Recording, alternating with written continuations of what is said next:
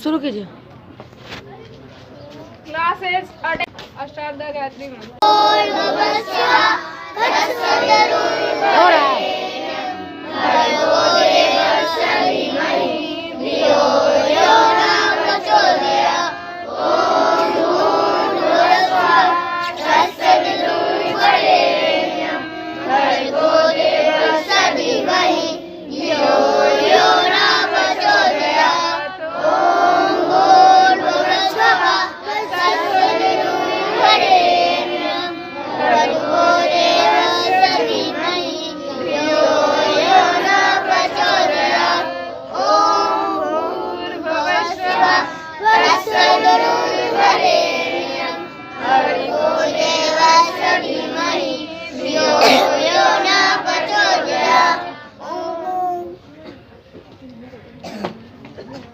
Classes attention.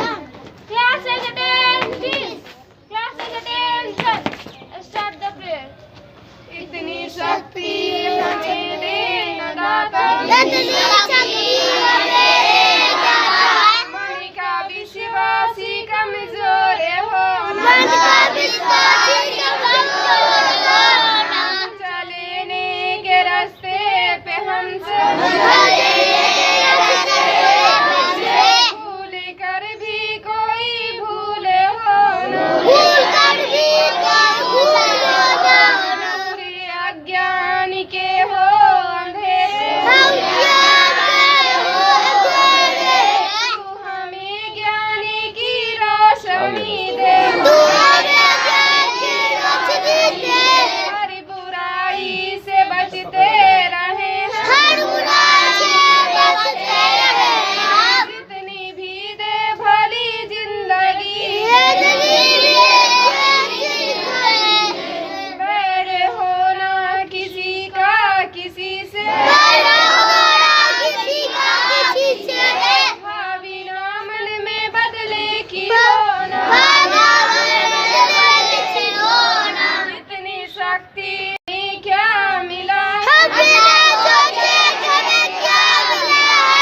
हम ये सोचे किया क्या है, फूले खुशियों के बाटे सभी को, दे पावन हर एक मनिका को, इतनी शक्ति हमें देना दाता, मनिका विश्वासी कमजोर हो,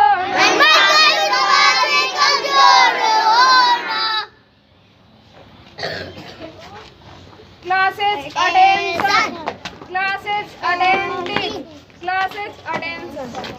Start the place. India's my country. Indians are my brother and sister. I love my country. And I am proud of it. Rich and very. I shall always try to be worthy of it. I shall give respect to my parents, teacher and elders. And anyone discusses to my country and my people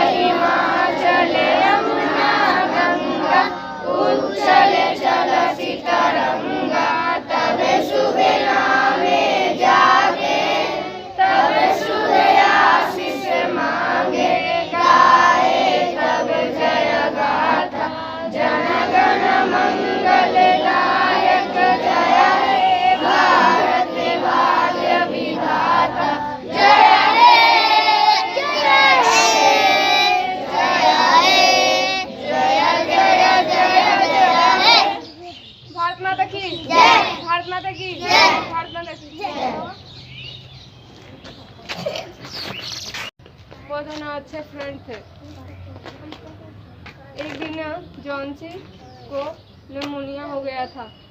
फिर उसकी सू ने बोली कि हम आते हैं doctor को बुलाकर, तुम बेड पर पड़ो। तो वो गई और डॉक्टर के साथ आई। डॉक्टर उसे चेकअप किया तो कहा अगर ये अपने मन में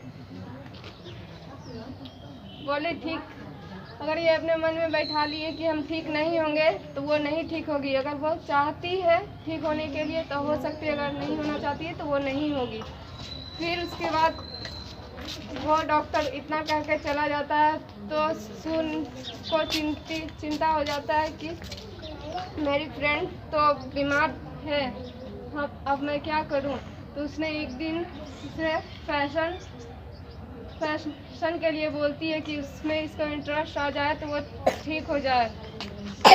उसमें कपड़ों के बारे में बात करती है और कहती है मैं एक पेंटिंग करूंगी, तुम सो सकती हो। तो उसने कहा मैं नहीं सोऊंगी, मैं खिड़की के बाहर देखती रहूंगी। तो वो बोलती है मैं पेंटिंग करती रहूंगी। तो वो कहती है नहीं,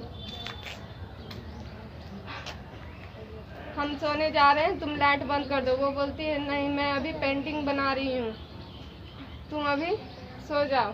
तो वो सो जाती है। फिर वो खिड़की पर्दे लगा देती है। फिर बारिश होती है,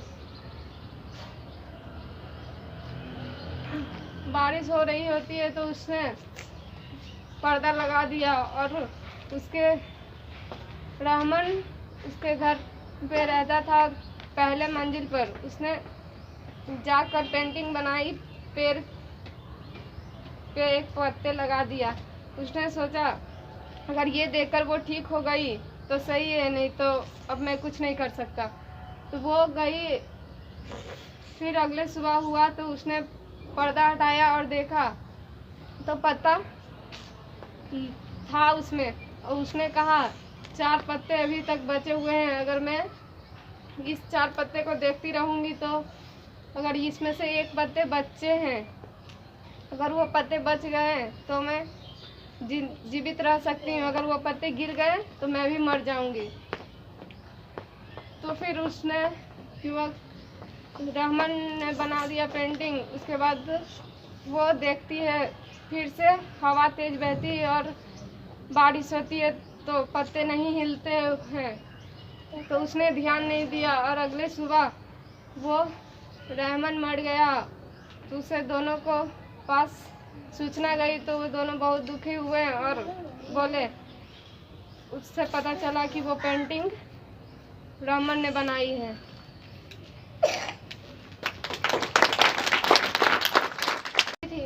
उसके घर में एक माँ, दादी माँ और उनके पिता रहते थे। वो उनके पिता ड्यूटी से आते थे तो वो अपने माँ से कहते थे माँ मुझे स्लीपर चाहिए और मुझे चाय अपने कमरे में भिजवा दो। उनकी माँ केजिया को बुलाती है और कहती है जाओ एक अच्छी लड़की की तरह पापा को स्लीपर दे दो और चाय दे दो। तो वह चली जाती है। फिर वह जाती है तो उनको चाय देती है, फिर वह चली आती है नीचे। फिर एक दिन रविवार को उनकी दादी माँ उसे अपने कमरे में बुलाती हैं और बोलती है जाओ अपने पिता से बात करो। वो जब भी जाती थी तो देखती थी पापा बिस्तर पे पड़े हुए हैं और माँ किताब पढ़ रही हैं। तो वो फिर चली आती है। फिर उसकी दादी माँ बताती है कि उनके पिता का जन्मदिन आ रहा है, उनके लिए तुम कुछ बनाओ। तो उनकी दादी माँ कहती है कि उनके लिए एक प्यारा सा कुशन बनाओ। तो केजिया बोलती है ठीक है मैं उनके लिए कुशन बनाती हूँ। फिर वह जाती है, वो कुशन के लिए कपड़े ले आती है और उसे सिल देती है। फिर वह दादी माँ से पूछती है दादी माँ मैं इसमें क्या भरूँ। तो दादी माँ बोलती है कुछ भी भर दो। तो केजिया पूछती है मैं इसमें क्या भरूँ, आप दे दीजिए मैं भर देती हूँ। फिर उनके पास कुछ नहीं था देने के लिए। फिर वो केजिया जाती है अपने माँ के कमरे में, वहाँ से कुछ कागज देखती है कि पड़े हुए हैं। तो वो जाती है और उठा लेती है और उसमें भर देती है। फिर उसी रात उसके पिताजी आते हैं तो पूछते हैं यहाँ के पेपर किसने लिए हैं। तो वह डरते डरते बोलती है कि मैंने इसमें कुशन में भर दिया है। तो वो उसके पिताजी उसके बहुत ही डांटते हैं और वो उसे मारते भी हैं। फिर वो दादी माँ के कमरे में चली जाती है और दादी माँ बोलती हैं कोई बात नहीं, तुम सो जाओ, अगले सुबह तुम सब भूल जाओगी। फिर वो अगले सुबह जागती है तो वो देखती है मैकडोनाल्ड उनके परिवार में पड़ोसी रहते हैं। तो वह देखते हैं कि उनके 5-5 बच्चे हैं, तो वो उनके साथ खेलते रहते हैं। तो देखती है वो जाके कि वो लोग तो खेल रहे हैं अपने पिताजी के साथ, लेकिन मेरे पिताजी तो कभी नहीं खेलते हैं मेरे साथ। तो वह देखती रहती है। फिर एक दिन रात को उनकी दादी माँ बीमार हो जाती है तो उनकी माँ से डॉक्टर के पास ले जाते हैं। वो घर में बिल्कुल अकेली रहती है केजिया। वो उसके साथ एक नौकर रहती है एलाइस, उसका नाम एलाइस था। वह सोने जा रही होती है तो देखती है उसे एक स्वप्न आता है कि वो बहुत ही एक डरावना स्वप्न रहता है। तो वो जोर से चिल्लाती है। उसके पापा उस दिन घर में ही थे। तो उसके पापा आते हैं एक कैंडल लेके, तो देखते हैं। फिर केजिया और डर जाती है। तो उसके पिताजी पूछते हैं क्या बात है, तुम क्यों डर रही हो। तो देखती है कि उसके पापा उसके बगल में ही हैं। फिर वह उसे ठंड लग रही होती है तो वो उसके पिताजी एक कागज का एक कैंडल जलाते हैं। तो फिर वो उसे अपने कमरे में लेके जाते हैं और उसे ओढ़ा देते हैं। फिर वह सोचती है नहीं, हर पिता एक जैसा नहीं होता है। पर हैप्पी प्रिंस का स्टैचू लगा हुआ था। वह उस नगर में सब बहुत सुंदर मूर्ति था। एक बार एक छोटी सी अबाबिल वहाँ से उड़कर जा रही होती है। उसके दोस्त लोग पहले ही इजिप्ट चले चुके थे, तो वो सोचती है मैं भी इजिप्ट जाऊंगी। तो फिर वह दिन भर उड़ती है और रात को थक जाती है। तो वह रात को उसी नगर में पहुँचती है जहाँ वह हैप्पी प्रिंस का मूर्ति रहता है। फिर वह नगर के अंदर जाती है और अपने सोने के लिए एक जगह खोजती है। फिर उसे हैप्पी प्रिंस की मूर्ति दिखाई पड़ती है। वह उसके पास जाती है तो देखती है कि हैप्पी प्रिंस के ऊपर पूरा सोने की एक छोटी सी परत होती है। तो फिर वह सोचती है कि मुझे तो एक सोने का बिस्तर मिल गया। तो फिर वह जैसे हैप्पी प्रिंस के टांगों के बीच जाकर बैठ जाती है। फिर वह जैसे ही अपने पंखों के नीचे अपने सिर को रखती है, वैसे ही ऊपर से एक पानी का बड़ा बूंद उस पर गिर जाता है। तो वो फिर वह सोच में पड़ जाती है कि आकाश में ना ही कोई बादल है और तारे भी बिल्कुल साफ दिखाई दे रहे हैं। तो ये पानी की बूंद कहाँ से गिर रही है। तो फिर जैसे ये इतना सोच पाती, फिर एक बूंद उसके ऊपर गिरता है। फिर वह सोचती है ऐसी मूर्ति का क्या फ़ायदा जो मुझे बारिश से नहीं बचा सके। तो फिर वह इतना बोलती है, फिर उसके ऊपर एक और बूंद गिरता है। तो फिर वह ऊपर देखती है तो यह देखकर वह आश्चर्यचकित रह जाती है। तो ऊपर देखती है तो कि मूर्ति रो रही होती है। तो फिर वह मूर्ति के पास जाकर बोलती है तुम क्यों रो रहे हो, तुम कौन हो। तो मूर्ति बोलते हैं मेरा नाम हैप्पी प्रिंस है। मैं जब जिंदा था और मेरे पास भी एक मानव का हृदय था, तो मैं राजमहल में रहा करता था। वहाँ दुख दर्द और किसी भी अन्य चीज़ का आना वंचित था। तो वहाँ मेरे सभी दरबारी मुझे हैप्पी प्रिंस के नाम से बुलाया करते थे, क्योंकि मैं बहुत खुश रहता था। परंतु जब मैं मर गया फिर लोगों ने मुझे यहाँ पर खड़ा कर दिया और मैं अब यहाँ से पूरे शहर की गरीबी और दरिद्रता को देख सकता हूँ। यह देखकर मुझे रोना आ रहा है। तो फिर हैप्पी प्रिंस बोलता है कि दूर एक छोटे से घर में एक लड़का बीमार पड़ा और उसकी माँ एक गाउन सिल रही है, उस पर वह एक फूल की परत लगा रही है। तो फिर हैप्पी प्रिंस बोलता है कि मेरे तलवार पर लगी हुई एक नीलमणि लो और जाकर के उसे दे आओ। तो फिर चिड़िया बोलती है मैं। तो फिर चिड़िया हैप्पी प्रिंस को उदास देखकर वह नीलमणि उठाती है और जाकर के उस घर में दे आती है। और फिर बच्चा बहुत ज़्यादा बीमार रहता है उसे, क्योंकि और उसे गर्मी बहुत लग रही होती है। तो उसकी वजह से वह अपने पंखों से उसे हवा देती है। फिर उसके बाद वहाँ से चली आती है। फिर हैप्पी प्रिंस उससे बोलता है कि शुक्रिया, तुमने मेरा काम कर दिया। फिर अगले सुबह अबाबिल जाकर के नदी में स्नान करती है। फिर उसके बाद वह जैसे ही रात होती है वह हैप्पी प्रिंस के पास जाती है और बोलती है अब मैं जाती हूँ।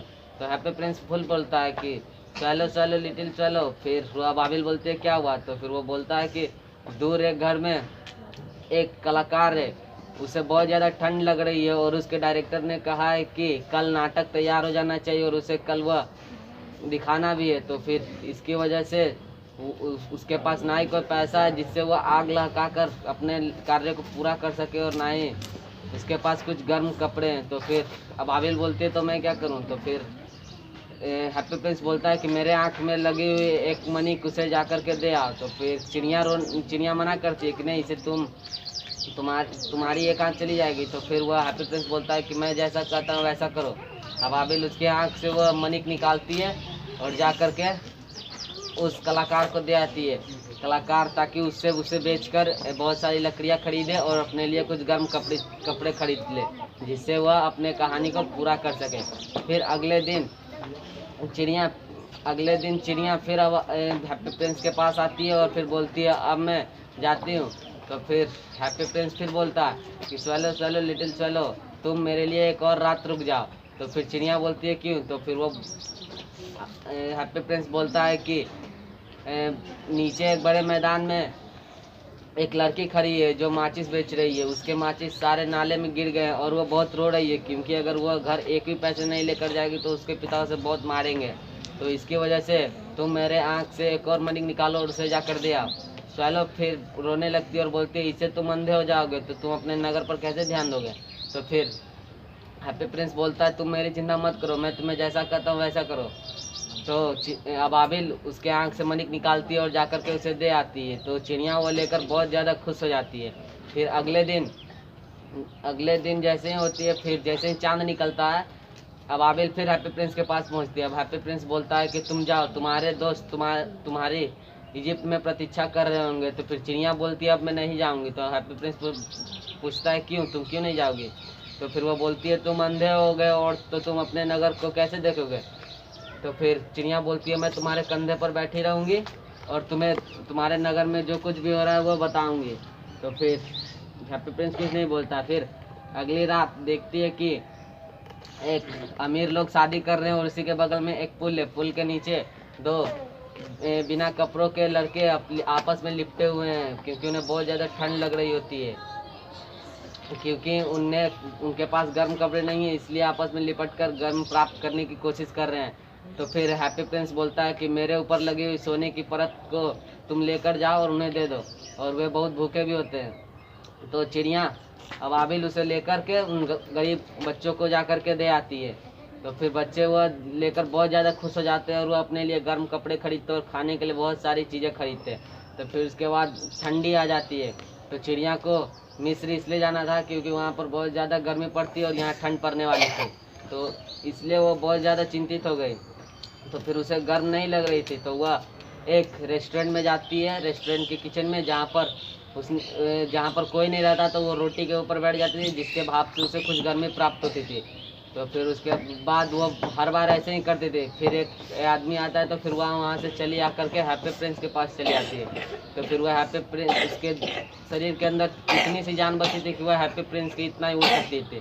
तो वह हैप्पी प्रिंस के पैरों के नीचे आकर के गिर गई और बोली कि हैप्पी प्रिंस क्या मैं तुम्हारे होठों को चूम सकती हूँ? तो फिर हैप्पी प्रिंस ने बोला कि तुमने मेरी बहुत मदद की है, तुम जरूर ये कर सकती हो। तो अबाबिल उड़कर उसके होठों को जैसे ही चूमती वो धड़ाक से नीचे गिर जाती है और वो मर जाती है। तो फिर अगले दिन उस शहर का मजिस्ट्रेट आता है तो देखता है कि फिर वह बोलता है कि यहाँ पर तो चिड़ियों का मरना अलाउ नहीं था। तो फिर इसकी वजह से वह चिड़िया को उठाकर कचरे में बिक देता है। फिर वह देखता है कि मूर्ति भी बहुत ज़्यादा बदसूरत हो गई है और इसकी वजह से इस शहर का नाम बदनाम होगा, इसलिए उसने उस मूर्ति को भी तोड़कर वहाँ से फेंक देता है। तो फिर अगले दिन ईश्वर ने अपने एक सेवक को बोला कि जाओ पृथ्वी लोक से जाओ और 2 अच्छी चीज़ें लेकर के आओ। तो सेवक जाता है और मरी हुए अबाबिल को उठा करके और हैप्पी प्रिंस के हृदय को लेकर के चला आता है। तो फिर भगवान को वो सौंप देता है। तो फिर भगवान बोलते हैं कि तुमने ये सबसे अच्छी चीज़ें लाई हैं, चिड़िया मेरे स्वर्ण बगीचों में घूमेगी और वहाँ शोर मचाएगी और जिससे कि वहाँ रौनक बनी रहेगी और हैप्पी प्रिंस का हृदय मेरे साम्राज्य को देखकर मेरी प्रशंसा करेगा। एक लालची कुत्ता घूम रहा था, फिर उसे बहुत भूख लगी। उसे एक रोटी का टुकड़ा दिखा। फिर वह सोचा कि मैं इसे आराम से बैठकर खाऊंगा। फिर वह नदी के किनारे एक पुल के ऊपर चल गया। फिर वो नदी पार कर रहा था तो उसे दिखा कि उसे अपना परछाई दिखा। फिर उसे लगा कि ये दूसरा कुत्ता है और उसके मुंह में एक रोटी का टुकड़ा है। वह सोचा कि मैं इसे छीन लूँगा। फिर उसने भौंकने की कोशिश की तो रोटी का टुकड़ा नीचे गिर गया और वह कुत्ता भूखा ही रह गया।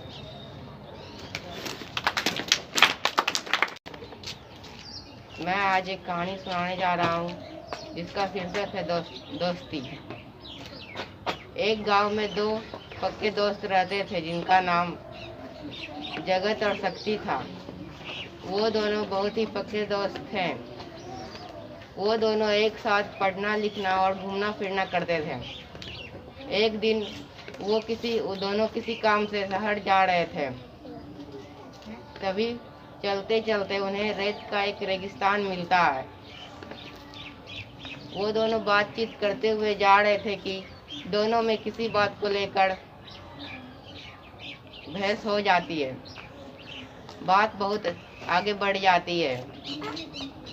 तभी शक्ति जगत को एक थप्पड़ मार देता है। जगत ने उसे कुछ नहीं कहता है। वो हालांकि मार सकता था लेकिन वो दोनों फिर चलते रहते हैं। चलते चलते वो दोनों बहुत ही थक जाते हैं। बहुत दूर चलने के बाद उन्हें एक पानी वाला स्थान मिलता है जहाँ वो दोनों निश्चय करते हैं कि हम यहाँ नहा लें, उसके बाद फिर आगे चलने का सोचें। वो दोनों नहाने के लिए पानी में जाते हैं। शक्ति तो नहाकर पानी से निकल जाता है लेकिन जगत वहीं फंस जाता है। तो शक्ति पीछे मुड़कर देखता है कि जगत दलदल में फंसा हुआ है। तो शक्ति जगत को बचाने के लिए दलदल में जाता है और उसे वहां से बाहर निकाल लेता है। कुछ देर चलने के बाद जगत पत्थर पे कुछ लिखने लगता है। तभी वो सोचता है कि शक्ति सोचता है कि जगत क्या लिख रहा है। जाकर वो देखता है तो वो शक्ति लिख रहा होता है कि आज मेरे दोस्त ने मेरी जान बचाई। शक्ति बोलता है कि तुमने ऐसा क्यों लिखा। जगत बोलता है कि मैंने इसे इसलिए लिखा क्योंकि जब हम अच्छे काम करते हैं तो हमें कभी नहीं भूलना चाहिए। इसीलिए मैंने यहाँ इस बात को यहाँ पत्थर पे लिखा और ये कभी नहीं मिटेगा। यह शक्ति की इस बात सुनकर दोनों दोस्त और भी पक्के दोस्ती हो जाती है दोनों में। Thank you. अधिकतर सारे लोग गरीब रहते थे। उसमें एक ऐसा लड़का भी था जो सारे गांव वालों की सेवा करने की सोचता था। एक दिन वो शहर गया। शहर में सोचा कि यहाँ तो सारे लोग अमीर रहते हैं, क्यों नहीं सारे लोग को लूटा जाए, फिर गांव में सबको बांट दिया जाए। उस चौराहे पर 3 से 4 लड़के मिल कर वहाँ पे शहर में जितने अमीर लोग जाते थे उन्हें लूट कर गाँव वाले में दान कर देते थे। बहुत दिन तक ऐसे ही करते गए। उनका जीवन बीतने लगा। बूढ़ा पड़ गया। एक दिन वो गांव में आया तो देखे कि सब कोई काम नहीं करता है। सब पैसा देते हैं और उतना ही वो सब जी लेते हैं। तो काम तो कोई खेत में करता ही नहीं है। 3 से 4 दिन किसी को ने उस गांव में दान नहीं दिया। गांव वाले ने तो वहाँ पे जाकर बोला कि तुम दान क्यों नहीं करते हो, कि आप लोग काम ही नहीं करते हैं। खेत में जाइएगा तो हम देंगे। तो फिर हमेशा वो 3 पैसा देते थे, वही खेत खरीदते थे, उसी में काम करते थे। एक दिन उस 4-5 भाइयों का अंत हो गया। यमराज आए बोले कि तुम चोर कैसे बने। इस गांव का गरीब अधिकतर सारे लोग गरीब थे। इन्हीं लोग का सेवा करने की सोच रहा था। इस कारण मैं चोर बन गया।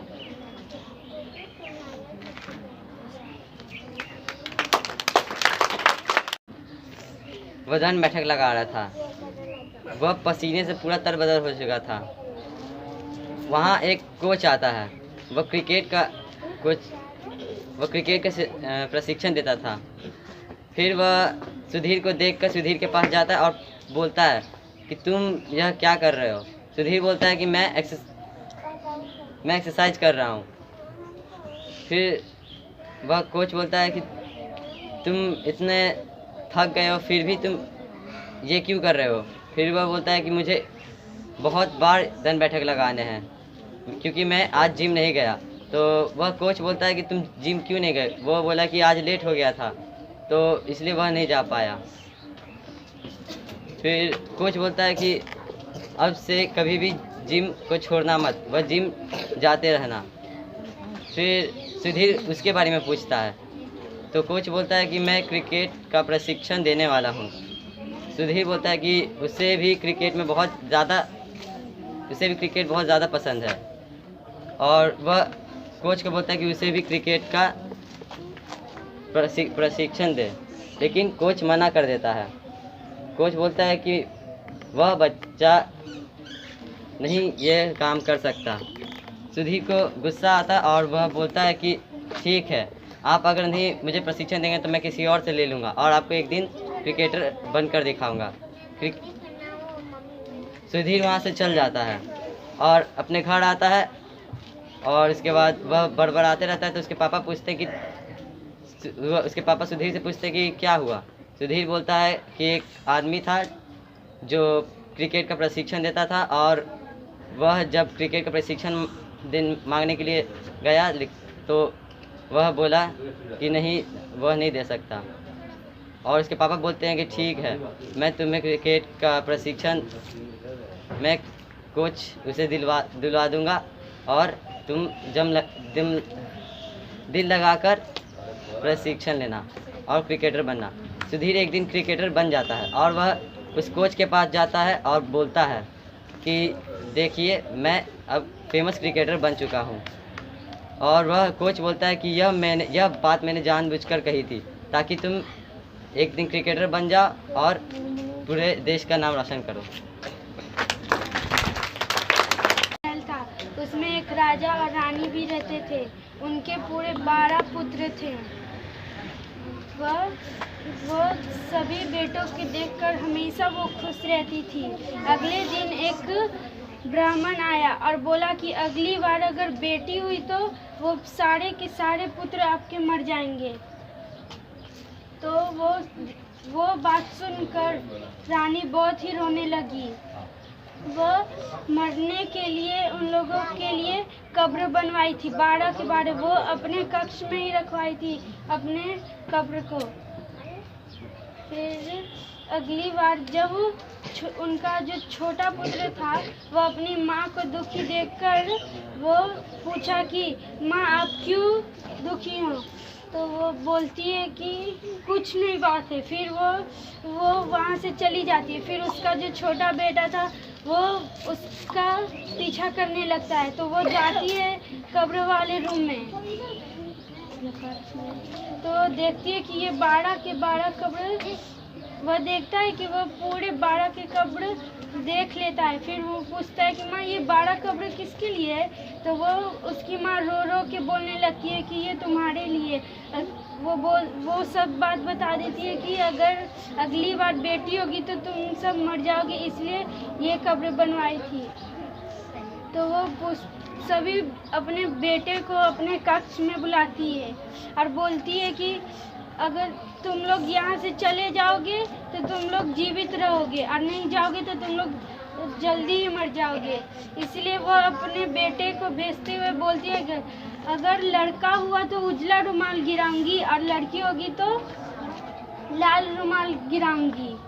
तो वो लोग जंगल में जाते हैं और सबसे लंबे वाले पेड़ पे चढ़ जाते हैं और देखते हैं कि लाल रुमाल गिरा है। तो वो समझ जाते हैं कि लड़की हुई है। तो वो जल्दी से ही बहुत दूर चले जाते हैं। तो वो पूरे 20 साल के हो जाते हैं। तो उसकी जो सबसे छोटी वाली बहन थी वो बहुत ही सुंदर थी और उसे पेड़ पौधे लगाने का बहुत शौक था। वो रोज जंगल में जाती थी और अपने पूरे भाइयों को ढूंढती रहती थी। और वो एक दिन बहुत दूर चली गई तो देखी कि एक कुटिया में एक आदमी है। तो देखा कि एक लड़की आई है और वो बहुत ही अच्छे अच्छे कपड़े पहने, गहने पहनी है। तो वो पूछता है कि तुम कौन हो? तो वो बोलती है कि मैं एक राजकुमारी हूँ। तो वो पूछता है उसका सबसे छोटा वाला भाई कि तुम महल से तो नहीं आई हो? तो बोलती है हाँ, मैं अपनी माँ की सबसे छोटी बेटी हूँ। तो वो ये सब देखकर बहुत ही खुश हो जाता है। तो पर उसके जो 11 भाई थे वो लड़कियों से बहुत ही नफरत करते रहते थे और वो बोलते रहते थे कि अगर लड़की आए तो यहाँ से भगा देना। तो वो अपने ही रूम, जो सबसे छोटा वाला भाई था वो उससे बहुत ही प्यार करता था और उसने अपने रूम में ही छुपा के रख लिया था। पूरे के पूरे 11 भाई आए पूरे लकड़ियों को लेकर। तो देखा कि कंगन की आवाज़ कहाँ से आ रही। तो उसने पूरे रूम को छांटा और देखा कि एक लड़की बैठी हुई है। तो उसने पूछा ये कौन है? तो ये उसका सब जो छोटा वाला भाई था वो बताया कि ये मेरी सबसे छोटी वाली बहन है, ये महल से आई है। तो वो लोग, तो उसके भाई देखकर खुश तो रहते हैं पर बोलते हैं अगर ये आई है तो हम लोग मर जाएंगे ना। तो वो बोलता है कि हाँ हम लोग सभी मर जाएंगे। तो वो उससे बोलता है तुम चल, उसको बोलता है जाओ तुम चली जाओ अपने महल में। तो पूछता है क्यों? तो वो बोलता है कि अगर तुम यहाँ रहोगी तो हम लोग मर जाएंगे। तो ये बात सुनकर वो बहुत रोने लगी और अपने महल चली गई और अपनी माँ पिता को बताने लगी कि मेरे जो 12 भाई थे वही जंगल में है। तो उसकी माँ भी आई साथ में और देखी कि उनके जो 12 पुत्र थे वो वही हैं। और एक दिन जो उनकी माँ आई तो वो लोग बहुत खुश थे और वो उन्हें प्रश्न करने के लिए एक भोजन तैयार करने लगे और सोचने लगे कि अभी मैं जा रहा हूँ अच्छे अच्छे सामाने लेने। तो वो रहता है और जो 12 फूल उगे हुए थे ना, तो उसकी छोटी बहन थी उसको तो फूल बहुत पसंद थे, इसलिए उसने तोड़ दिया और जैसे ही तोड़ा वो पूरे तितलियों में बदल गया और उड़ गए। और उधर से एक बूढ़ी औरत आई और बोली कि ये तुमने क्या किया, ये तुम्हारे भाई थे। तो वो सोचने लगी अब क्या होगा। तो वो बोली एक उपाय है जो वो वापस आ सकते। तुम्हें एक गरीब लड़के से शादी करनी होगी। तो वो बोली ठीक है मैं शादी कर लूँगी। और जो ढूंढने लगी अपने लिए लड़का, तब वो देखा कि एक है गरीब आदमी जो बहुत ही अच्छा था। वो उससे शादी किया और उसका जो गरीब आदमी था वो एक नौकर था किसी महल का। तो वो सोचने लगा राजा ने पूछा मेरे हुए मुझे नहीं पता चला, तुमने शादी कर ली। और उसने बोला कि तुम्हें अब मरना ही होगा अपनी पत्नी के साथ। वो जो राजा था वो बहुत ही बुरा था और वो देखने लगा कि वो शादी कर ली। जैसे ही उनके पुत्र फिर से जीवित हो गए और देखा कि मेरी बहन यहाँ नहीं है, तो वो ढूंढने लगे और वो उनकी जो माँ थी वो सारा बात बताई और देखी कि वह एक अग्नि में जलने जा रहे। तो जैसे ही उनके जो पूरे भाई थे पूरे सेना को लेकर आए और सभी सैनिक को मार दिया और वो उन्हें बचा लिए।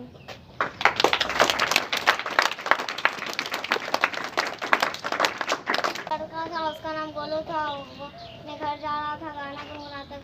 तो फिर माँ बोली कि गोलू मैं तुम्हारे लिए पेड़ बनाया हूँ।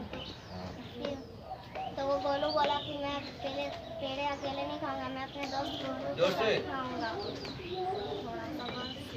थोड़ा हो गया, याद नहीं आ रहा।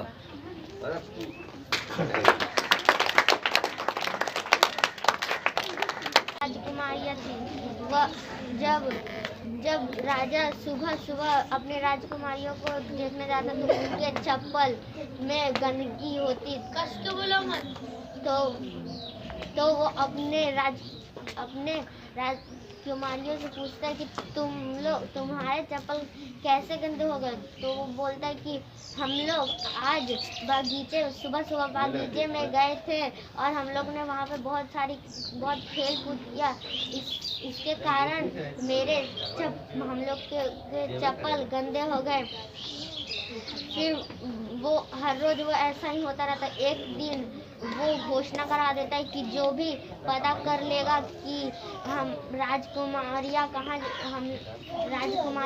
जाती है, वो अपने राजकुमारियों से शादी करवा देगा। तो फिर वो घोषणा हो रहा, बहुत सारे राजकुमार आते हैं पर वो नहीं कर पाते हैं। लेकिन एक दिन एक सैनिक आता है और वो वहाँ जाता है। फिर उसे वो बहुत दयालु होता है। तभी उसे एक बूढ़ी दिखती है। वो बहुत भूखी थी। उससे पूछा कि तो फिर उसे देखकर वो सैनिक बोला कि तुम तो बहुत भूखी हो, मैं तुम्हें खाना देता हूँ। वो अपने थैली में से खाना निकालता है और उसे दे देता है। तब वो बुढ़िया बोलती है कि तुम इतने दयालु हो, तुमने मुझे ऐसे देखा। तो फिर वो बुढ़िया बोलता है सैनिक से कि तुम कहाँ जा रहे हो। तो वो बोलता है मैं महल में जा रहा हूँ और बाहर राजकुमारियों को देखना चाह रहा हूँ कि वो क्या कर रहे। तो उस बुढ़िया ने उसे दिया। उसने उसे एक रुमाल, एक चादर दिया। वो बोला कि तुम इसे ओढ़ लोगे तो तुम गायब हो जाओगे। और एक बात याद रखना कि वो राजकुमारी तुम्हें जो भी कुछ देगी उसे मत खाना, फिर उसे मत पीना। तो वो चला जाता है। फिर महल में वो उसके पहले दिन उसे बहुत सारे पोशाक और खाने पीने के लिए दिया जाता है। उसके बाद वो राजकुमारियों के कमरे दरवाजे के पर नहीं रहता है। उसके बाद वो बहुत देर तक पहले दिन जब वो जाता है, फिर उसके बाद वो राजकुमारी उसके लिए एक जैम बना के देती है। तो वो उसे नहीं पीता और बल्कि उसे फेंक देता है खिड़की से। तो फिर उसके बाद जब वो फिर छोटी वाली राजकुमारी, उसको शक होता है कि ये मुझे ऐसा, अपने बड़ी राजकुमारी को बोलता है कि मुझे ऐसा क्यों लग रहा है कि वो सैनिक है जो हम लोगों की गुप्त जगह को देख सकता है। तो बोलता है कि नहीं, वो तुम पागल हो, तुम ऐसा कैसे सो सकती हो। हम लोगों ने उसे जैम पिला दी, अब वो ऐसा ही सोया ही रहेगा।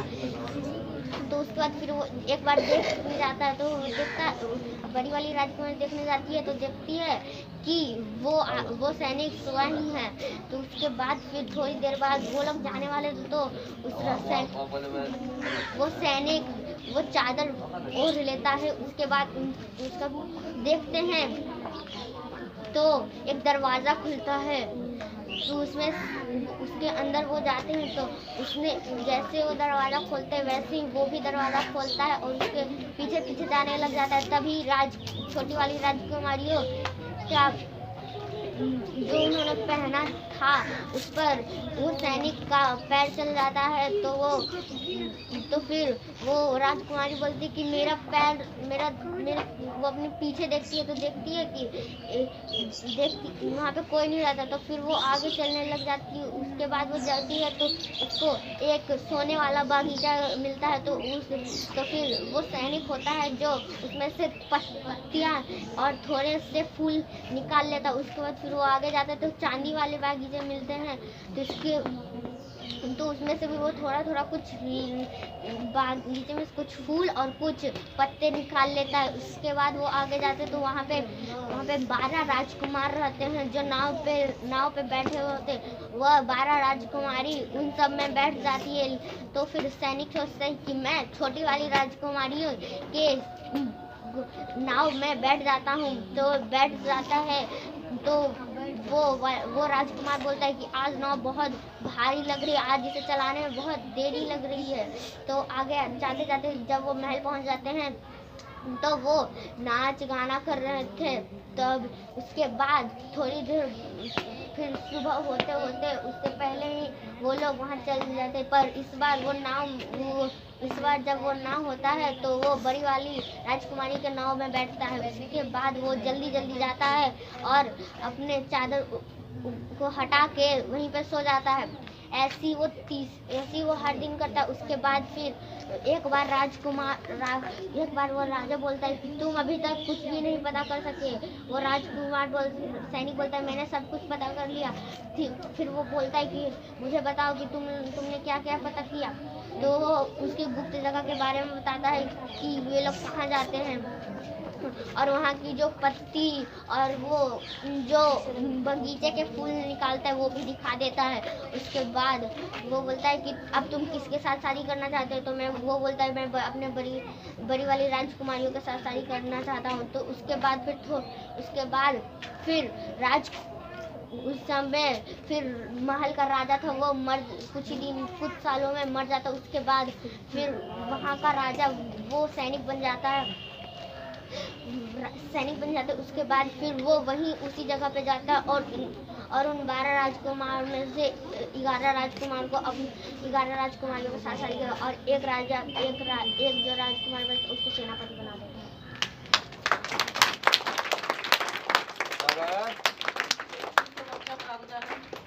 है। स्कूल कहाँ है? बादल स्कूल पर ऊपर नहीं आया? आया कहाँ?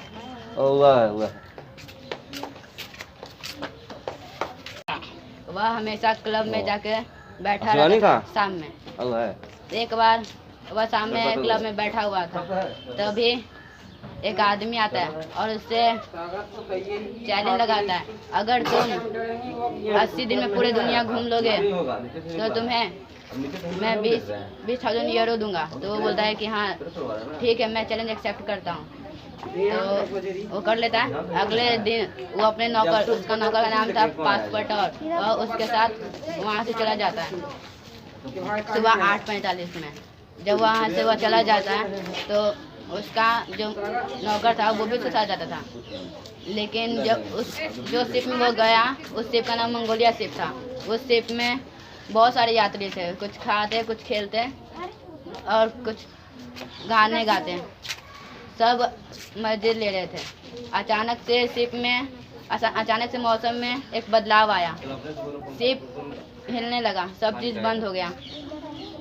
पासपोर्ट वहाँ नहीं था। पासपोर्ट ये सोच रहा था कि ये कभी नहीं होता था इस समुद्र में, आज कैसे हो गया। तो वह हो गया। तो उसके बाद सब ठीक हो चुका था, सब वापस मज़े कर रहे थे। तो उसके बाद मिस्टर फिलिप्स फॉग 4 लोगों के साथ आराम से जुए खेल रहा था। वह खेलते खेलते उसकी यात्रा हो गई थी। वह अगले दिन दिल्ली के लिए निकल गया मंगोलिया शिप से। वह फिर वहाँ घूमने लगा। फिर वह सोचने लगा कि चलो कुछ अलग जगह घूम के आते हैं, घूमना ही ना। फिर जो आदमी उससे चैलेंज लगाता है वह उसके साथ उसके पीछे एक जासूस सकता है जिसका नाम फिक्स था। वह उसके हर एक बात की जानकारी लेता था। यात्रा जब संपूर्ण हुआ, उससे एक दिन पहले मिस्टर फिलिप्स फॉग वहाँ पहुँच चुका था।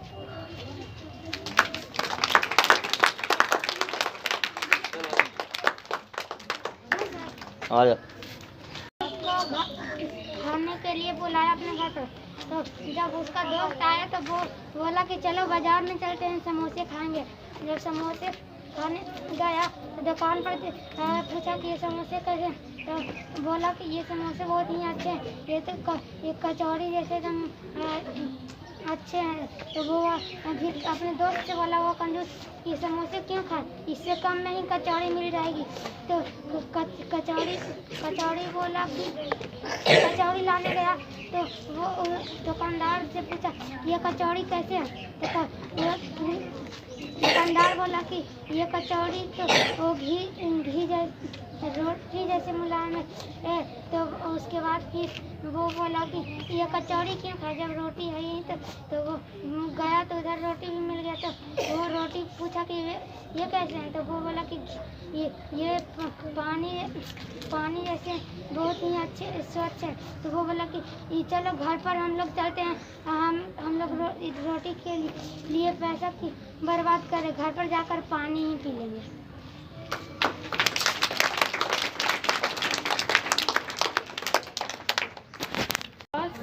घना जंगल था, उस जंगल में बाघ रहता था।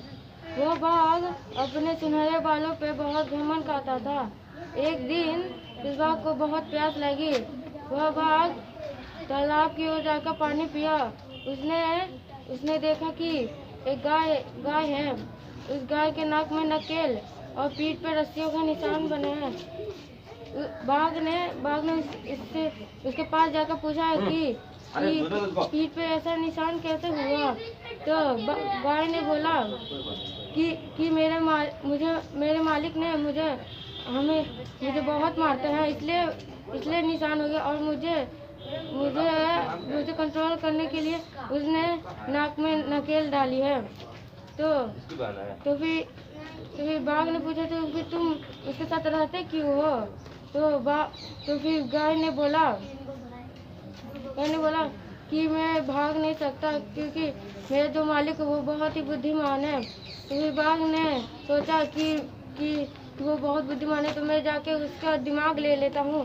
तो उसने उस आदमी के पास जाकर ये दहाड़ मारने लगा। तो आदमी थोड़ा डर गया और साहस दिखा के पूछा कि तुम यहाँ किस लिए आए हो। तो बाघ ने बोलता है कि तुमने सब जानवर को अपना पालतू बना रखा, लेकिन मुझे नहीं बना सकते। मुझे तुम्हें अपना दिमाग देना पड़ेगा। तो आदमी ने बोला ठीक है, मैं 100 रुपये दूंगा, मैं पूजा करके अपना दिमाग दूंगा। और बाघ को बोला कि आँख बंद करने के लिए। बाघ ने आँख बंद किया और आदमी ने घर से भूसा लेके आके उसके चारों ओर लगा दिया और आदमी ने उसे जला दिया और बाघ के बाल जलने लगे।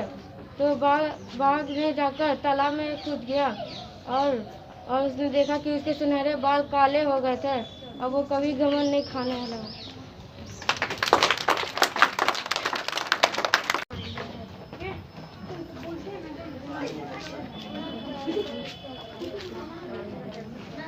सांप नहीं आ रहा है।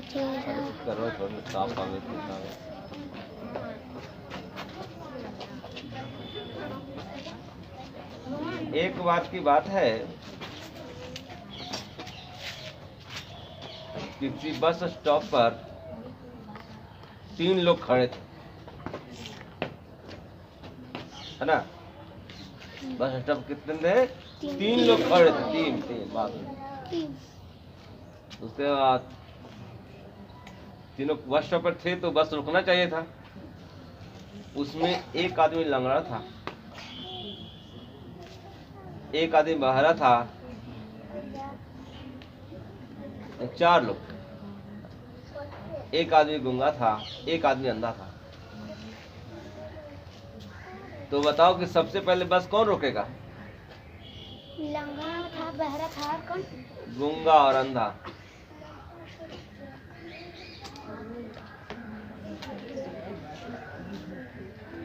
कौन रोकेगा जी? चांदनी बोली गूंगा।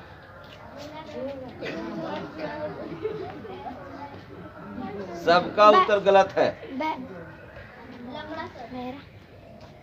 एक मोहन कुमार बोला बहरा, एक बोला लंगड़ा, अंधा। अंधा दिखेगा बताइए कि मारुति आई जो आवाज से सुन सकता है। सबसे पहले बस ड्राइवर रोकेगा। तो सुने नहीं।